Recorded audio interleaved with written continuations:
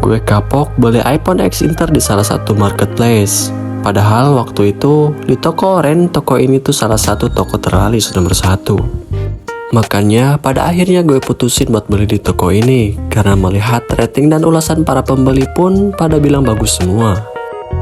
Pada awalnya sih pas si HP ini datang semuanya perfect dan sinyalnya pun lancar-lancar aja. Tapi pas 3 bulan pemakaian, si HP ini tuh mendadak sinyalnya hilang. Gak tahu emailnya keblokir atau malah rusak karena HP-nya gak ori.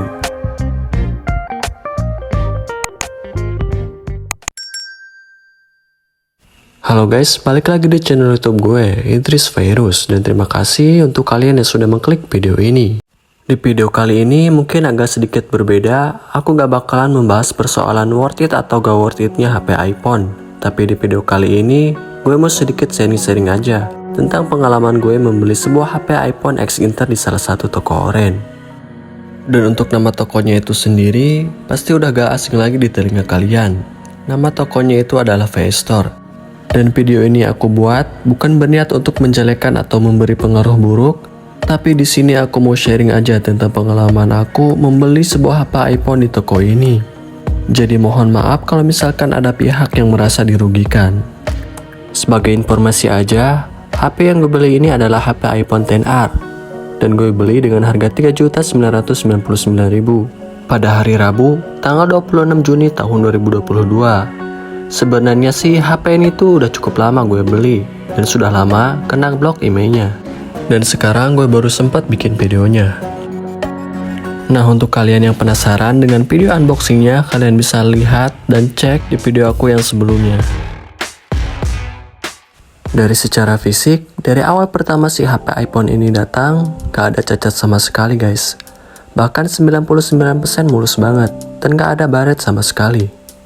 Dan ketika saya cek di bagian sensitivitas layarnya, masih cukup responsif. Dan waktu itu, untuk baterai health-nya itu sendiri aku mendapatkan baterai health 85% lagi. Lumayanlah untuk ukuran HP bekas.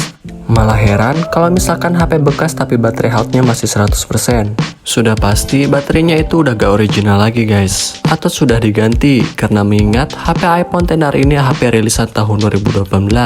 Jadi umurnya sudah cukup tua. Dan untuk kameranya pun udah gue cek semua, dan hasilnya pun normal-normal aja, gak ada kendala ataupun cacat.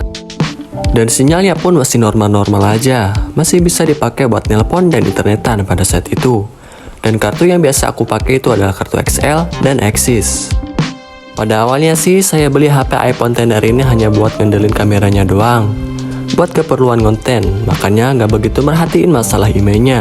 Dan si pihak PS Store-nya pun juga bilang bahwa garansi emailnya pun seumur hidup. Makanya pada saat itu gue tenang-tenang aja dan gak terlalu mikirin masalah emailnya. Dan setelah 3 bulan pemakaian, gue mulai ngerasain sinyalnya itu mulai agak lemot. Dan gue masih ingat pada saat itu, pas malam hari, gue mau coba nyalin mode wifi supaya terhubung ke wifi rumah bos gue. Karena jaringan pada saat itu lemot banget guys. Kebetulan di rumah bos gue itu ada terpasang wifi-nya, jadi aku coba nyalain supaya terhubung ke wifi rumah bos gue. Dan keesokan harinya, pas gue di luar rumah, gue balikin lagi ke data seluler karena gue mau buka IG dan internetan. Dan apa yang terjadi? Sinyalnya mendadak hilang guys, gak ada layanan sama sekali. Dan pada saat itu, gue ngerasain pusing dan panik banget harus ngapain lagi supaya sinyal di HP gue ini tuh bisa balik lagi.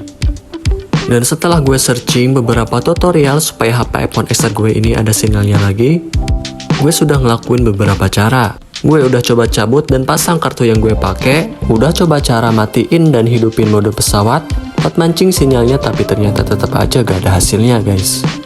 HP iPhone XR gue ini tetap aja gak ada layanan atau no service. Dan salah satu cara supaya HP iPhone gue ini bisa kepake lagi buat internetan, gue harus mengaktifkan mode wifi supaya terhubung ke wifi tentunya. Gue juga udah sempat pernah nanyain ke pihak PS Store mengenai HP gue yang gak ada sinyalnya, karena gak bisa dipakai buat internetan karena emailnya keblok. Dan pihak PS Store pun hanya bilang gini doang, padahal semua persyaratan udah gue kirimin. Gue udah nungguin sampai 2 bulanan, tapi ternyata gak ada hasilnya guys. Dan sampai sekarang pun kalau gue mau internetan pakai iPhone XR ini, gue harus nge-hotspot ke salah satu HP Android gue, dan ini itu ribet banget guys. Apalagi kalau misalkan diri kita ini mau bepergian keluar rumah, harus bawa 2 HP sekaligus. Ya walaupun si HP iPhone SR ini masih bisa dipakai internetan, walaupun harus terhubung ke wifi dan hotspot, tapi tetap aja ngerasa sayang banget guys. HP mahal tapi gak ada sinyalnya. Ya walaupun niat dari awal gue beli HP iPhone ini buat dipakai kameranya doang, buat keperluan konten, tapi tetap aja penyesalan itu tetap ada. HP elit tapi sinyal sulit. Nah, jadi untuk kalian saya saranin supaya lebih teliti lagi. Kalau misalkan kalian ingin membeli HP iPhone bekas, apalagi ex-Inter, coba tanyain masalah IMEI-nya, supaya entar gak repot lagi karena takut sinyal HP kalian hilang. Kalau mau lebih aman, coba kalian beli HP iPhone di gerai resmi seperti iBox dan yang lainnya. Karena tentu saja semua dijamin aman, gak perlu khawatir lagi mengenai keorian HP-nya dan IMEI-nya. Dan semoga pengalaman yang gue sharing ini bisa jadi bahan pembelajaran, supaya bisa lagi mempertimbangkan untuk kalian yang ingin membeli HP iPhone bekas. Supaya lebih teliti karena agak sedikit ranjau dengan banyaknya risiko yang ada. Nah oke guys, mungkin video kali ini sampai di sini aja, dan terima kasih untuk kalian yang sudah menonton video aku ini dari awal sampai akhir. Dan jangan lupa untuk kalian yang belum subscribe channel YouTube aku ini, yuk bantu support channel YouTube aku ini dengan cara ketik like, comment, dan subscribe. Karena tentunya support dari kalian itu penting banget guys untuk YouTuber pemula seperti aku ini. Oh iya nih, untuk kalian yang lagi nyari casing HP iPhone XR dan bosan dengan model casing HP yang gitu-gitu aja, di sini aku punya rekomendasi casing yang menjadi favorit dan biasa aku pakai pada akhir-akhir ini. Dan tenang saja, semua link pembelian udah aku cantumin di kolom deskripsi. See you on my next video.